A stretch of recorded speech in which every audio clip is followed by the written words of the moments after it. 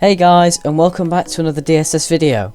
Today we'll be doing the final island for the island review series, Ushuaia. Sorry if I pronounced that terribly. Anyway, we'll start at the main port of Ushuaia, starting with the services.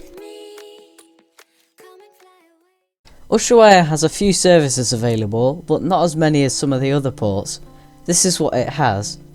First, there's a charter point, a container terminal, a ferry terminal, a refuel station, oil and LNG mixed into one terminal with an in-cat apparently, and finally a ro-ro terminal. The container and ro-ro terminal might not look like much because, well, they're not really. There's just those lines you see there on the jetty, but they are there. Anyway, moving on to Puerto Williams, which is north of Ushuaia. I'll go over that port services as well.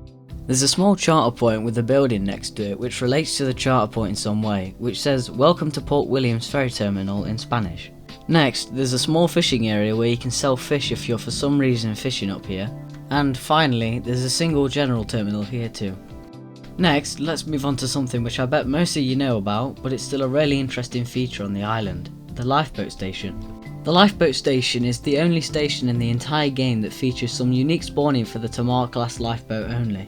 Here's a quick video of the launching process. First, you'd start by spawning the lifeboat normally using the spawner cubes. Then, to actually launch the boat, you can click these doors here which play a small animation when opening, and the same can be said for when they close. And after that, you can press W and the ship will launch.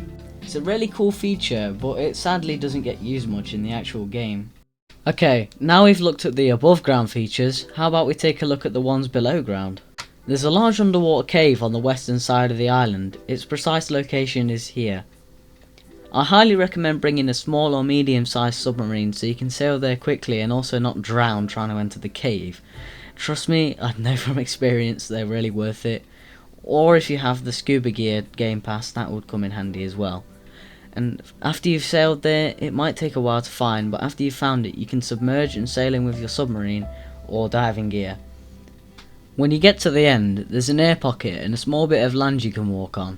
Also here is a code which is related to the Halo Easter egg. Right, that's everything related to Ushuaia's services and secrets, so let's move on to its history. Ushuaia was first added in update 32 on July 17th, 2019, as well as Williams. It is based off the real life Ushuaia, which can be found in the awkward border between Chile and Argentina. At first, it was east of William, but is now the most northern island in the game. It was also flipped 90 degrees anti-clockwise, but other than that, it's remained the same since it was first added. Well, that's all the history of Ushuaia. Sorry that part was a bit short, I couldn't really find much to say about its history. But before we finish, here are some fun facts about the island, given by people in the DSS community.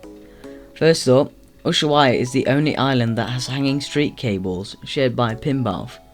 Next, it's big, shared by Scoopers. Very valid facts right there. Next, it's surrounded by water, shared by Silver. That is also very true. Next, you can find where Scoop was held captive in the cave because of the cave drawings on the wall, also shared by Silver. Next, it's an island, shared by Milky Way 245007. That is truly shocking information. Next, more of an actual fact, no offence any of the other people, it also has the most types of unique spawners, presumably the lifeboat spawner, as well as the boys there being unique to that island, meaning you can't find them anywhere else. It is also the only place to have the isolated danger marker. These facts were shared by Ivory the Lass. Next, there's also a wreck of an Usha class missile boat which only spawns when the Mosquito quest is active, also shared by Ivory. It can be found here, and this map was provided by Johnny, thank you for that. Finally, there was an old set of stairs behind the lifeboat station which mildly calls Stairland. Here's where they were, and here's where they are now. They were accidentally put underneath Ushuaia when it was moved, apparently, which I didn't even know myself. Here's another picture of them provided by PC or Black Vector on YouTube.